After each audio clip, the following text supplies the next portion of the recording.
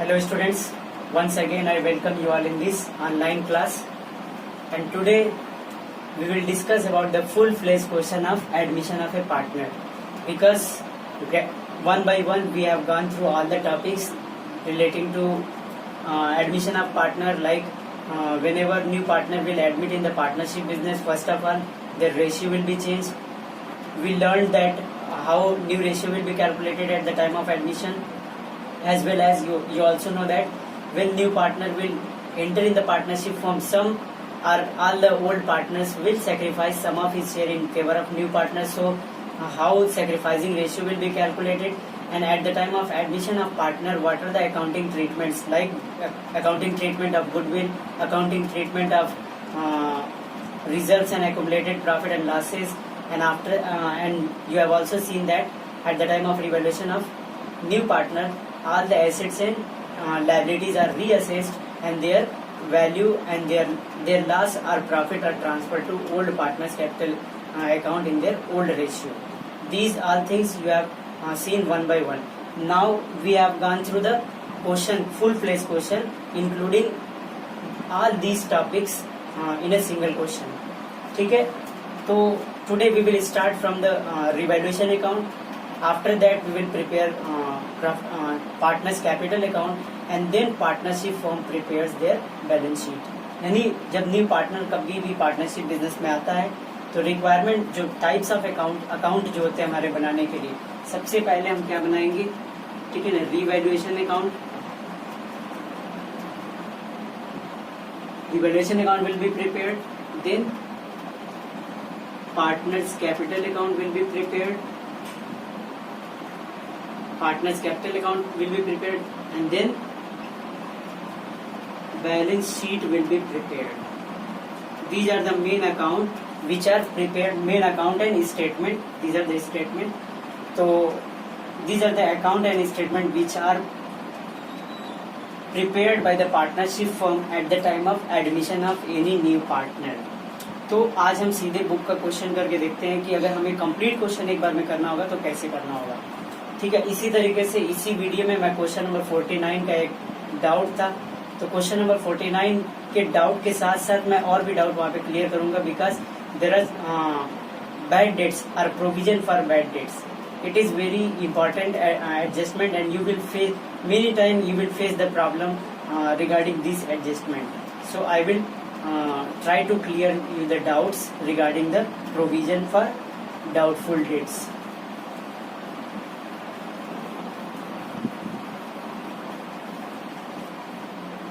So first of all I am going to start with your book question. In this topic, first question number 48 is given. Okay, question number 48. Okay, now see question. A and B are partners sharing profit in the ratio of 2:1. C is admitted in the partnership firm with 1/4 share in the profit. He will bring 30,000 as his capital. The balance sheet of A and B on 31st March 2019 was as under. अब कह रहे A and B are partners, their ratio is 2:1 and C is admitting for 1/4 share. ठीक है, अब जिस दिन admission ले रहा है उस दिन A और B की यानी ओल्ड पार्टनर्स की पुरानी बैलेंस शीट क्या दिया हुआ था. Liability side there was a liability in the form of creditors, bills payable, general reserve was there. General reserve, keep remember the thing that general reserve is the part of owners fund. ठीक है, जैसे accumulated profit का part है, मैंने बताया था. इसी तरीके से A कैपिटल, B कैपिटल, मतलब A और B का कैपिटल दिया हुआ है.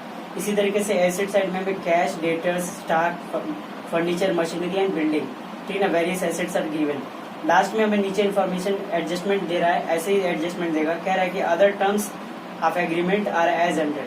अब क्या है, C will bring 12,000 as his share of goodwill. ठीक ना, यानी सी यानी न्यू पार्टनर की शेयर ऑफ गुडविल कैलकुलेट करके दिया हुआ है, 12,000 लेकर के आएगा. ठीक है, इसी तरीके से जब कुछ बोला नहीं कि कैश में नहीं ला रहा है, तो we will assume that he will bring R C, ठीक है ना, the new partner will bring his share of goodwill in cash. Building was valued at ₹45,000, machinery 23,000, यानी बिल्डिंग और मशीनरी को रीअसेस किया गया, न्यू वैल्यू फाइंड की गई. इसी तरीके से provision for bad debts is to be created at 6% on debtors. ठीक है ना, बैड डेट्स जो है बैड एंड डाउटफुल डेट्स का प्रोविजन 6% करना है, और बैड एंड डाउटफुल डेट्स का provision it is always provided on debtors amount. तो इसमें कह रहा है कि prepare revaluation account, partners capital account and balance sheet. ठीक है ना, सब कुछ हमें बनाना है। तो सबसे पहले हम बनाएंगे रिवैल्यूएशन अकाउंट। ठीक है,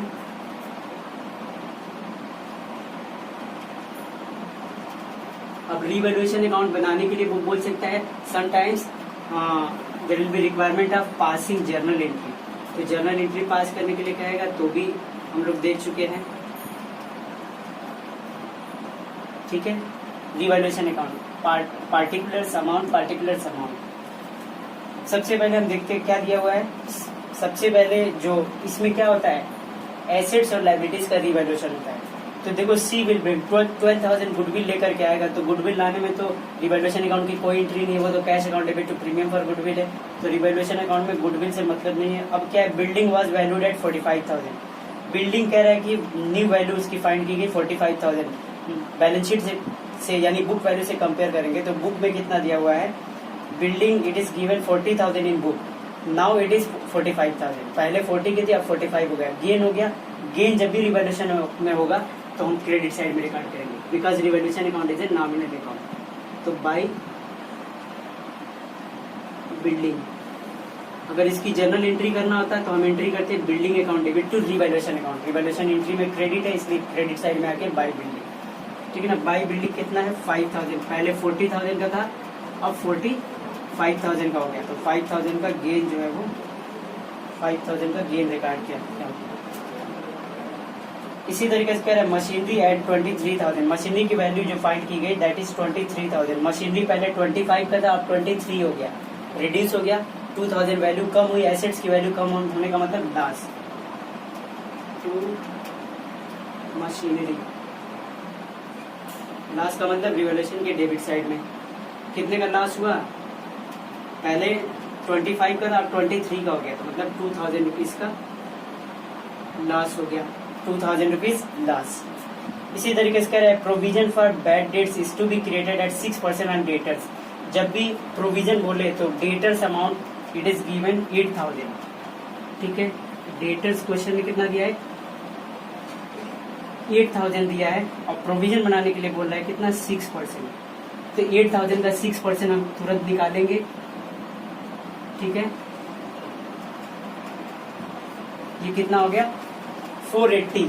अब 480 जैसे ही हमारा कैलकुलेट होगा, 480 के बाद हम ये देखेंगे कि क्या बैलेंस शीट में पहले से कोई प्रोविजन बना के दिया हुआ है। अब प्रोविजन क्या है, provision is a kind of loss for the partnership firm और for the business, because due to creation of provision profit amounts decreases. इसीलिए हम क्या करते हैं, प्रोविजन जब भी बनाएंगे प्रॉफिट अमाउंट डिक्रीज करेगा, इसीलिए प्रोविजन को हम क्या कंसीडर करेंगे, लॉस कंसीडर करते हैं। ठीक है, लॉस हमारा होता है। तो ये प्रोविजन यानी जो भी प्रोविजन हमें बनाना है, इससे प्रॉफिट कम हो रहा है तो पार्टनरशिप फर्म का लॉस है, और लॉस को हम कहाँ दिखाते हैं, डेबिट साइड में दिखाते हैं। लेकिन अगर मान लो 480 का हमने प्रोविजन निकाला कि 480 होना चाहिए 6%, अगर suppose that already balance sheet में प्रोविजन फॉर डाउटफुल डेट्स बना करके दिया हुआ है पहले से, कितने का 400 का। ठीक है ना, if already provision for doubtful debts are appeared in balance sheet with the amount of 400, तो इसका मतलब 400 पहले से बना हुआ है। अभी हमें नया कितना है 80 रुपीज का ही बनाना होता, और जितना नया हमें बनाना होता है वही एक्चुअल में हमारा लॉस होता, और हम सीधे लिखते हैं to provision for doubtful debts 80 rupees. Suppose that यही हमारा 480 कैलकुलेट हुआ और बैलेंस शीट में हमें already provision for doubtful dates 500 दिया होता, तो मतलब ये समझ में आता हमें रखना 480 है, बट बैलेंस शीट में ऑलरेडी कितना है 500 का है। तो 500 का पहले से ज्यादा है, रखना 480 है, मतलब क्या है, और कैंसिल करना पड़ेगा। पहले से 500 है तो कितना कैंसिल करते हैं 20 रुपीज का। जब भी प्रोविजन कैंसिल करेंगे तो हमारा गेन होगा, हम क्रेडिट साइड में रिकॉर्ड करेंगे। और नया प्रोविजन अगर बनाना पड़ेगा तो it will be loss for the partnership firm and it will be recorded on debit side. तो यहाँ बैलेंस शीट में कोई प्रोविजन बना के नहीं दिया हुआ है, तो इसका मतलब ऑलरेडी प्रोविजन क्या था, 0 था। तो मतलब पूरा 480 का क्या है, नया प्रोविजन बनाना पड़ेगा। दैट इज वाई पूरा 480 रुपीज का क्या है, पार्टनरशिप फर्म के लिए लॉस है। डेबिट साइड में लिखेंगे to provision for doubtful debts. ठीक है, 480। अब इसी तरह अब कोई एडजस्टमेंट इसमें नहीं दिया हुआ है। ठीक है, पहला क्वेश्चन था एडजस्टमेंट कम थी, otherwise in your examination at least 4 to 5 adjustment will be there in the question paper. तो अब हम देखते हैं कि रिवैल्यूएशन पे प्रॉफिट हुआ कि लॉस हुआ। तो क्रेडिट साइड टोटल करने पे आ रहा है हमारा 5000 और डेबिट साइड टोटल करने पे आ रहा है कितना 2480। तो क्रेडिट साइड बड़ा होने का मतलब प्रॉफिट। तो 5000 में से डेबिट वाला यानी 2480 माइनस करेंगे, 2480 माइनस करेंगे,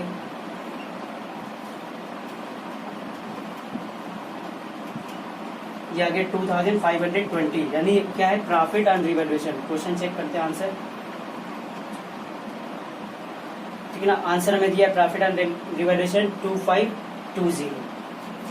अब ये जो 2520 आया this is the profit related to old partners और इनको ओल्ड पार्टनर को ओल्ड रेशियो में देंगे।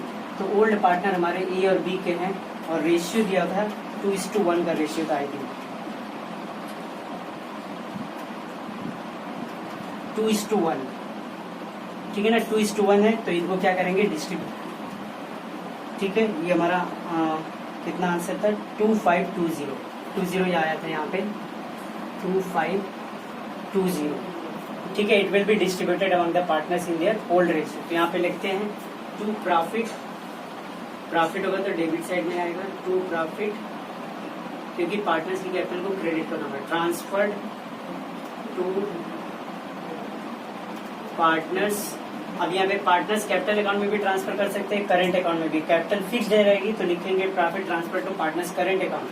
और कैपिटल के बारे में कुछ नहीं बोला तो मतलब फ्लक्चुएटिंग है, हम सीधे कहाँ ट्रांसफर करेंगे उनके कैपिटल अकाउंट में। To profit transfer to partners capital account. Partners में कौन कौन है एस और बीस कैपिटल, ठीक। अब कितना कितना आएगा ए के सामने पहले 2/3 करना है 1/3 तो 3 से डिवाइड कर लेते हैं।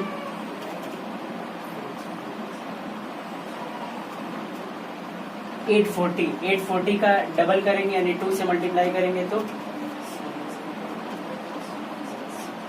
ठीक है, ये हमारा आ जाएगा 1680 और ये 1 है तो 1 से मल्टीप्लाई होकर वही रहेगा 840। अब हमारा ऐड करने पे वही तो जो आया था वही होना चाहिए, ठीक है।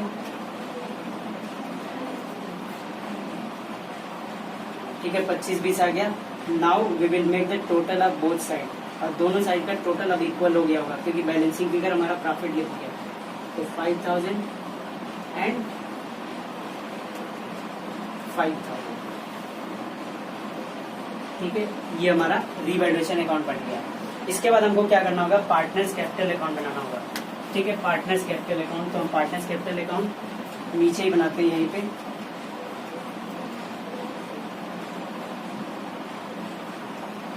पार्टनर्स कैपिटल अकाउंट, ठीक है। अब यहाँ पे इंक्लूडिंग न्यू पार्टनर 3 पार्टनर हो गए तो इसका मतलब कि 3 कॉलम होने चाहिए।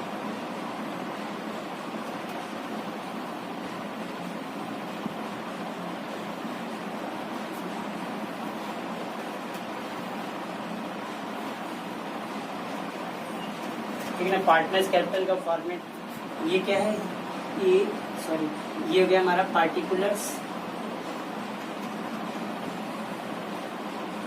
ए बी सी, ठीक है ना। पार्टिकुलर्स ए बी एंड सी।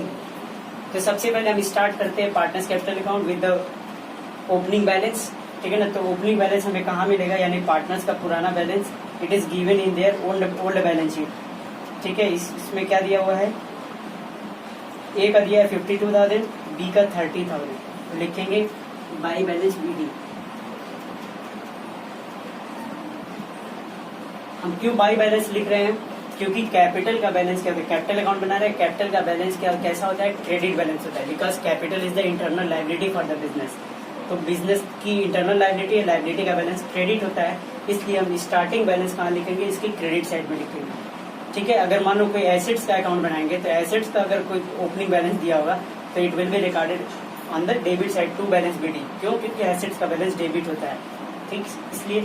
इसलिए अब हम कहाँ लिख रहे हैं क्रेडिट साइड में लिखे 52,000 एंड 30,000, 52,000 एंड 30,000, ठीक है। इसके बाद नेक्स्ट हमें क्या दिया हुआ है, अब हम देखेंगे कि क्या बैलेंस शीट में कोई एक्युमुलेटेड प्रॉफिट या रिजर्व है, तो मैंने बताया हुआ है लास्ट वीडियो में कि एक्यूमुलेटेड प्रॉफिट का पार्ट लायबिलिटी साइड में होगा, एक्यूमुलेटेड लॉस का पार्ट एसेट साइड में होगा। और क्या क्या एक्यूमुलेटेड प्रॉफिट लॉस हो सकता है मैंने पीछे की वीडियो में लिखा हुआ था, तो जिसने पीछे वाली वीडियो नहीं देखा है पहले उसको देख लेना। तो इसमें लायबिलिटी साइड में हमें दिया जनरल रिजर्व। जनरल रिजर्व अब मैंने बताया था जनरल रिजर्व इसको क्या करते हैं, ओल्ड पार्टनर्स को डिस्ट्रीब्यूट करेंगे। तो एंट्री क्या बनेगी, general reserve account debit to partners capital account. Partners capital credit हो रहा है, तो क्रेडिट साइड में आएंगे, क्या लिखेंगे, बाय जनरल रिजर्व। क्योंकि जनरल रिजर्व प्रॉफिट है, प्रॉफिट का पार्ट जब भी पार्टनर को मिलेगा तो पार्टनर का गेन होगा, पार्टनर को जब भी गेन होगा क्रेडिट साइड में रिकॉर्ड करेंगे। अब जनरल रिजर्व किसको किसको मिलेगा, सिर्फ ए और बी को, ओल्ड पार्टनर्स को इन देयर ओल्ड रेशियो। तो 6000 है, ठीक है, 6000 है, 3 से डिवाइड करेंगे तो इसका मतलब 4000 और 2000, ठीक है, 4000 है 2000, ठीक है ना। सी में यहाँ कुछ नहीं है, डैश कर देंगे, ठीक है। और कुछ देखते हैं और क्या बचा हुआ है। इसी तरीके से एक्यूमुलेटेड लॉस और प्रॉफिट नहीं, एसेट साइड में कोई एक्यूमुलेटेड लॉस नहीं है, ठीक। नया पार्टनर आया है, कैपिटल लेकर के आया है, ठीक है, उसकी कैपिटल कितनी, ही ब्रिंग, ऊपर के साइड में दिया, he bring 30,000 as his capital. Capital लाएगा तो एंट्री होगी cash account debit to capital, तो बाय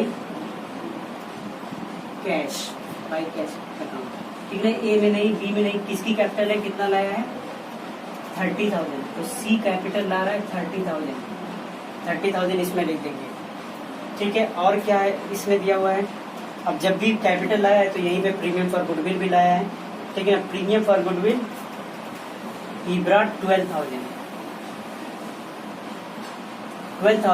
अब प्रीमियम फॉर गुडविल जब लाया है 12,000 तो इसका मतलब कि इसकी जर्नल एंट्री में देखेंगे तो cash account debit to premium for goodwill, उसमें पार्टनर कैपिटल नहीं है, लेकिन दूसरी एंट्री क्या होती है, premium for goodwill account debit to sacrificing partners capital account. Sacrificing partner की क्रेडिट में जाना चाहिए।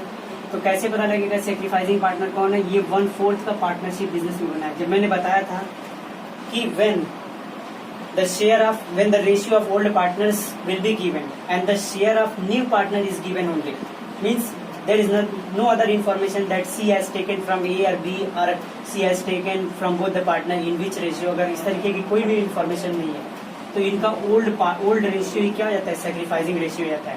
तो इसका मतलब कि यही इनका सेक्रीफाइसिंग होगा, तो 12,000 को 2:1 में दे दिया जाएगा, तो 4,000 का मतलब 8,000 ए को दिया जाएगा। और अब इसके लिए जनरल एंट्री क्या होती है, यही एंट्री हुई थी, premium for goodwill account debit to sacrificing partner. Sacrificing partner का कैपिटल क्रेडिट है तो जाएंगे लिखेंगे बाय प्रीमियम फॉर गुडविल, ठीक है, प्रीमियम फॉर गुडविल कितना मिलेगा, 8,000 इसको मिल जाएगा ए को,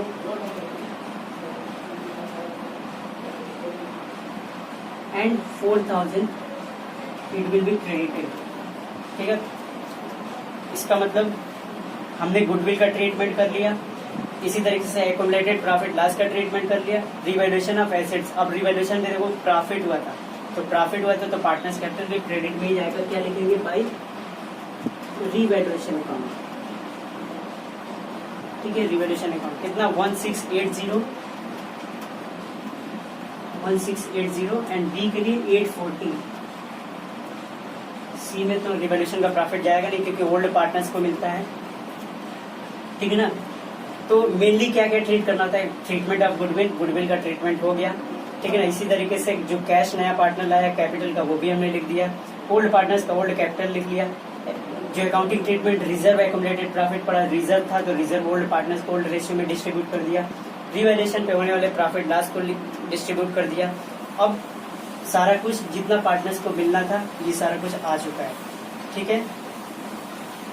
हाँ, कभी कभी क्वेश्चन में देखोगे, इस क्वेश्चन में नहीं दिया है, कभी कभी क्वेश्चन में देगा कि half of the goodwill amount withdrawn by old partner, मतलब ए और बी को गुडविल का अमाउंट 8,000 4,000 मिला, तो अगर बोलता कि half of the amount withdrawn by A and B, तो एंट्री क्या होती है, partners capital account debit to cash account, यानी डेबिट साइड में आते हैं, इसके लिखते हैं टू कैश, इसका 8 का हाफ 4,000, 4 का हाफ 2,000, टू कैश, यानी partners capital account debit to cash. लेकिन इसमें गुडविल का पैसा निकाल नहीं रहे हैं, ठीक है। तो अब हम क्या करेंगे, डेबिट साइड में कुछ भी नहीं आया तो हम क्या करेंगे, बैलेंस शीट ही निकालेंगे, ठीक है ना। तो जो भी हमारा क्रेडिट में रहेगा वही डेबिट में बैलेंस हो जाएगा। इसका तो यही 30,000 ठीक है ना, ये हमारा आ जाएगा 0 4 8, ठीक है 36,840, ठीक है 36,840। इसी तरीके से बी का बैलेंस आया हुआ है, इसी तरीके से ए का आएगा 8 6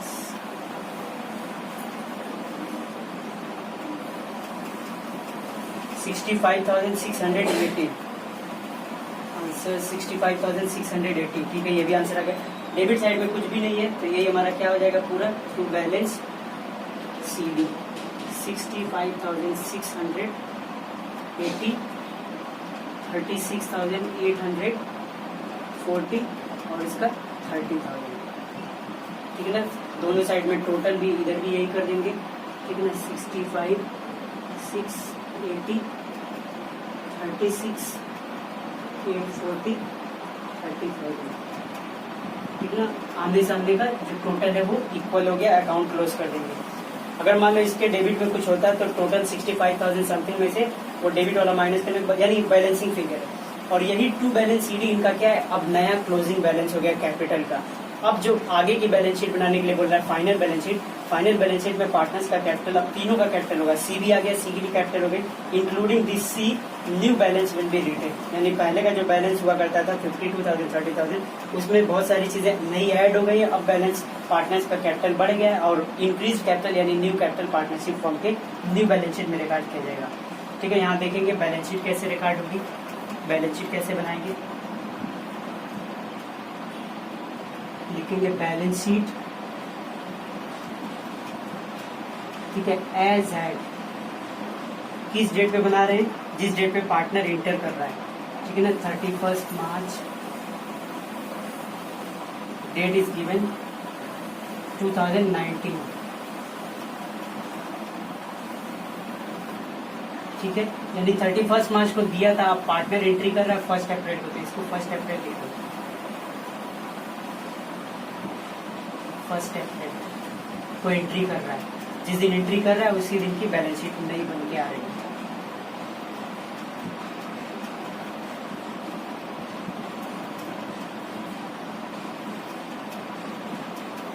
कहता है लायबिलिटीज, ठीक है एसेट्स, ठीक ना, ये तो अमाउंट होता ही है। अब सबसे पहले लायबिलिटी साइड से स्टार्ट करते हैं। सबसे पहला दिया क्रेडिटर, क्रेडिटर क्या कुछ इंक्रीज डिक्रीज हुआ है, नहीं, ठीक है ना, तो पुरानी वैल्यू रिकॉर्ड कर देंगे। क्रेडिटर्स कितना 8,000। इसी तरीके से बिल्स पेबल दिया है, ठीक है ना, बिल्स पेबल, बिल्स पेबल में भी ना कोई इंक्रीज हुआ है ना डिक्रीज हुआ है, तो इसका मतलब वही वैल्यू रिकॉर्ड करेंगे 4,000। यानी जब बैलेंस शीट रिकॉर्ड करते हैं तो अब जो न्यू वैल्यू है जो रीअसेसमेंट के बाद आई थी वही वैल्यू रिकॉर्ड करेंगे, ठीक है। जनरल रिजर्व दिया हुआ है तो जनरल रिजर्व क्या आप बैलेंस शीट में लिखेंगे, नहीं, general reserve is distributed among the old partners. अब ये जनरल रिजर्व है ही नहीं फर्म में, ये डिस्ट्रीब्यूट करके दे दिया गया, इसलिए जनरल रिजर्व कुछ नहीं लिखेंगे। कैपिटल दिया हुआ है तो कैपिटल लिखेंगे तीनों का, ठीक है ना, Capitals A's, B's and C's।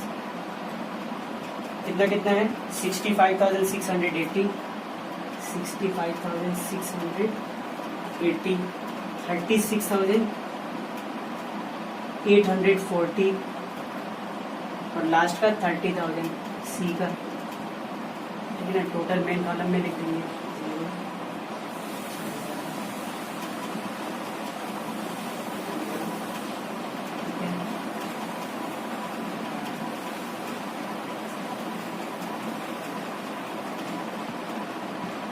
ये हो गया हमारा 1,32,520, ठीक है 1,32,520।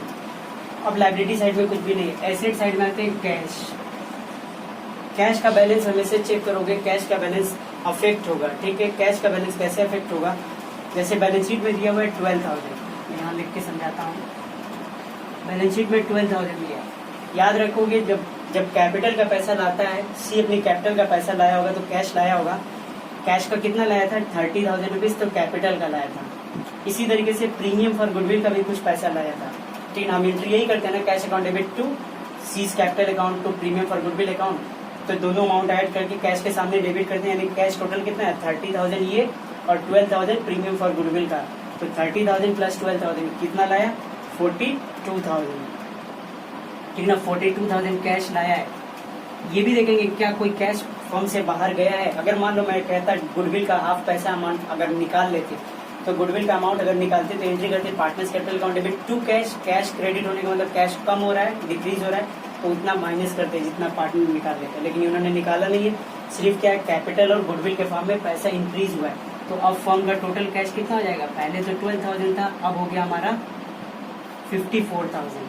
ठीक है, कैश के सामने लिखेंगे 54,000, यानी अब सब रिवाइज्ड बैलेंस रिकॉर्ड होगा, नया वाला। इसी तरीके से बैलेंस शीट में और क्या दिया हुआ है, डेटर्स दिया हुआ है। डेटर्स में पहले कोई प्रोविजन नहीं था, 8,000 है। अब 8,000 हम डायरेक्ट बाहर नहीं लिखेंगे, प्रोविजन हमने बनाया डाउटफुल डेट्स 480 का, तो लेस प्रोविजन कितना है 480। ठीक है, तो ये हमारा हो गया 7,520। इसी तरीके से stock it is given 10,000। Stock की वैल्यू में कोई चेंज नहीं दे रहा, इसलिए स्टॉक को वही रिकॉर्ड कर देंगे। कितना है 10,000।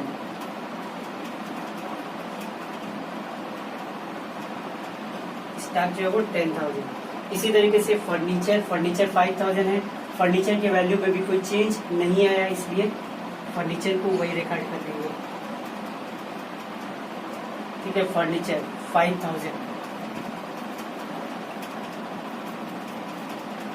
मशीनरी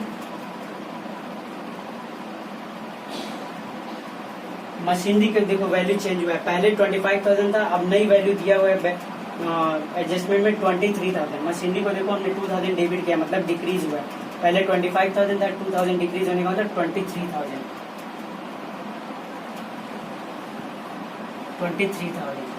इसी तरीके से बिल्डिंग में भी चेंज आया है। ठीक ना, building earlier it was book value में 40,000 दिया, बाद में 45,000, 5,000 इंक्रीज हुआ है, तो 45,000। ठीक है, यानी कि ये सारे एडजस्टमेंट को हमने ध्यान रखते हुए सारा कुछ रिकॉर्ड कर दिया। बैलेंस शीट टोटल करते हैं, अगर एसेट लायबिलिटी इक्वल है तो क्वेश्चन आपका सही होगा।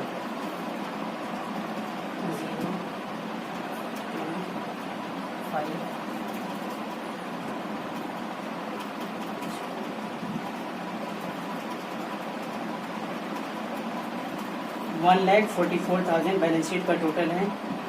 1,44,520। वन साइड तो आ गया, लायबिलिटी साइड हमारा आ गया।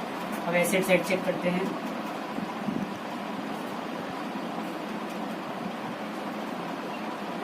$520। अब इसके बाद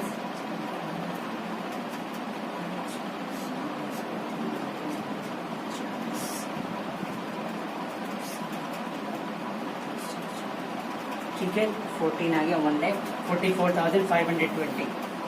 ठीक है ना, अभी हमारा इसका मतलब आंसर करेक्ट है। बैलेंस शीट का दोनों साइड मैच कर गया। तो हमने क्या देखा इस क्वेश्चन में, सबसे पहले हम रिवैल्यूएशन अकाउंट बनाएंगे। सारी एसेट्स और लायबिलिटीज में जो इंक्रीज डिक्रीज हुआ होगा प्रॉफिट लॉस के हिसाब से हम डेबिट क्रेडिट करेंगे। उसके बाद जो इसका होने वाला प्रॉफिट होगा, ठीक है, उसको क्रेडिट में ट्रांसफर करेंगे पार्टनर्स की कैपिटल में। अगर लॉस होगा, डेबिट साइड बड़ा होगा, तो पार्टनर्स की कैपिटल ये डेबिट साइड में लिखेंगे टू रिवैल्यूएशन।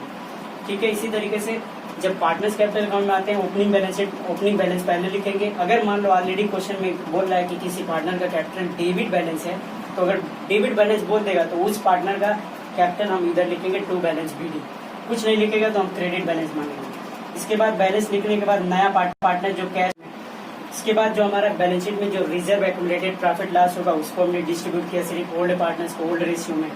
इसी तरीके से प्रीमियम फॉर गुडविल का ट्रीटमेंट होता है, सैक्रिफाइसिंग पार्टनर्स को देना होता है, तो सैक्रिफाइसिंग पार्टनर को 8,000 4,000 ठीक है ना। रिवैल्यूएशन पे प्रॉफिट लॉस को हमने रिकॉर्ड कर दिया।